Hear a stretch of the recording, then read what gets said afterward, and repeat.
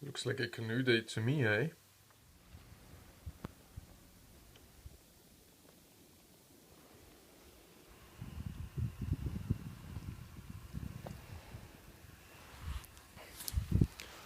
Hey folks, welcome to my first canoe journey of the year. I thought, what the heck, just gonna film with my iPhone today.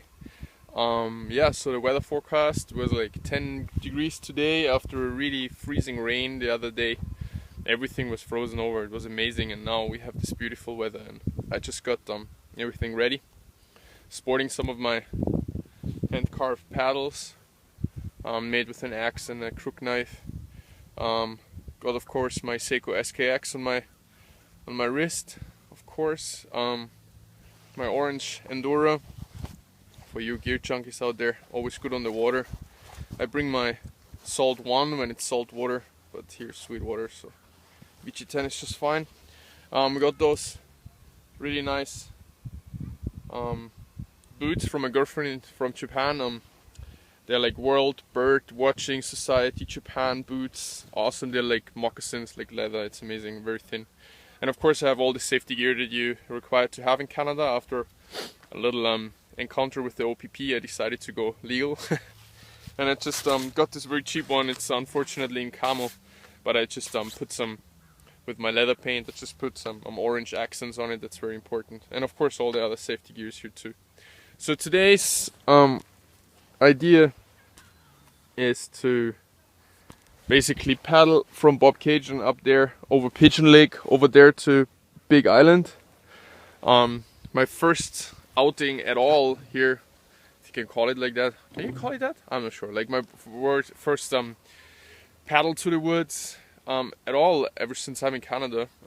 Just came here just before winter and got a ton of videos filmed and stuff, even back from Austria, and it's just because of all the craft work I'm doing and going to big outdoor shows and stuff, and a lot of like big commitments, I just don't get to make any videos, finish them up. But sorry guys, but I promise it's gonna be the case the next few days. So yeah, I gotta paddle a little bit and then gonna see you later, guys.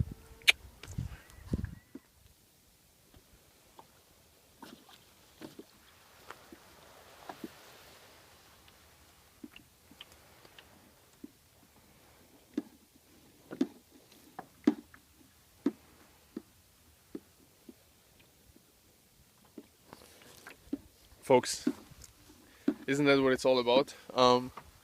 Early paddling in the year, just probably the lake just got ice free like 1 or 2 days ago. There was still like, it was ice free already, but then there was this freezing rain and it just froze over like an inch or something, not even, like very thin. But I'm pretty happy I don't have to break myself through even thin ice, because it's just not as much fun. It's a little bit windy, so I chose one of my Passamaquoddy style paddles that I can do kind of a northward stroke with. Sorry today, because I'm by myself, I can't show you any strokes and why I designed the paddles the way I do. But yeah, I just wanted to still bring you out here on Pigeon Lake in central Ontario and share this nice scenery with you.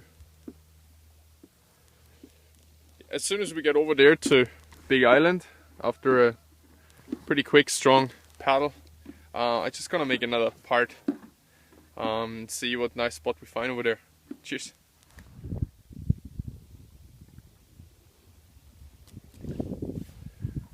Here's my landing zone. Yeah guys, it's Easter Sunday. Didn't even mention it I think before, maybe I did. Yeah, my first bushcraft kind of trip. It's not far away from civilization, but this is a big island in the middle of Pigeon Lake, and it gives me kind of at least the illusion of a little bit of bushcraft.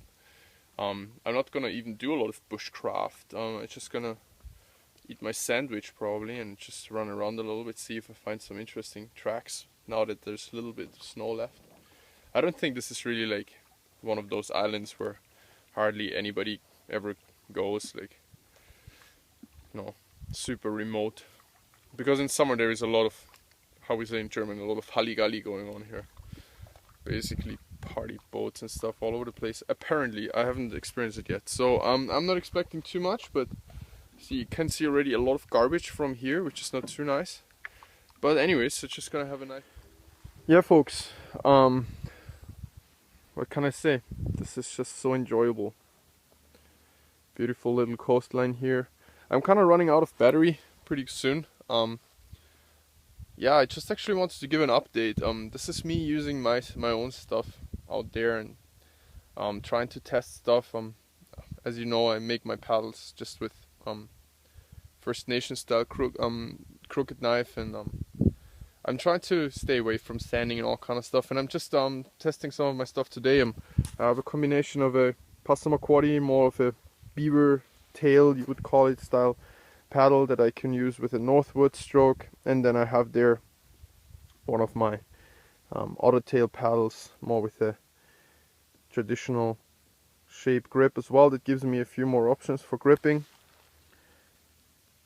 Is this still running? Yep. So yeah, I really love my new very thin rubber boots that my girlfriend sent me from Japan. Again, it's the World Bird Watching Society Japan boots. Very inexpensive, very comfortable, extremely light, and you can you can kind of roll them down and make them shorter, but extremely nice, very light, more like moccasins, like I said. And yeah, I sport a very cheap life vest. At the moment, I just always have to look out for funds, buying a lot of material and leather for my work, but it's a good approved life vest. Of course, it's very important to have your PFD. My not yet modified Seiko SKX 007, of course, best inexpensive bushcraft style watch you can imagine. And I made a dangler for a bushcraft knife in the morning that I had commissioned by Bernie Garland a few years back. I've still since moved on, and you're gonna see a few new knives from me very, very soon. But it's a nice little blade that I made a dangler for in the morning. And of course, it doesn't go into the sheath when I need it. And one of my buffalo leather Sami pouches with a few goodies. Of course, a whistle, pocket knife. Yeah, so for everybody out there who just really loves when people actually talk about their gear and what they use. So yeah, I don't think I forgot anything. Oh, not talking about it, of course I forgot anything. I'm wearing just Wranglers, which is fine with this weather, but I really love my Icebreaker merino wool shirt. It's keeping me warm, and at the same time when I start sweating on the way over here against the wind, it's still keeping me dry. It's an awesome piece of gear. Go with merino wool, it's amazing. It's a 200-gram one. And of course my paratrooper from I never really talked about that bag. I think this is even the first video where I really talked a little bit about gear. This is my paratrooper from Tasmanian Tiger. Probably the best bushcraft bag out there. Several front compartments with zippers inside, one big compartment, a laptop compartment, tons of molly attachments. Nice. The lower pouch here is my media kit. Usually all kind of bushcraft gear in here, sporting a few cheesy little funny things. Yeah, as you see, like I put all the paracord straps to find the zippers easily. Yeah, what can I say? This is probably for the money. This is it's made in Tiger from Tatonka. This is probably the best bag that I could ever imagine. It's holding up like crazy. Has extremely comfortable carrying straps and carrying system. Yeah, and there's a lot of stuff coming up as well with me knife sheaths. Now talking about carry system. There's a really nice video coming up with a special carry system I made up.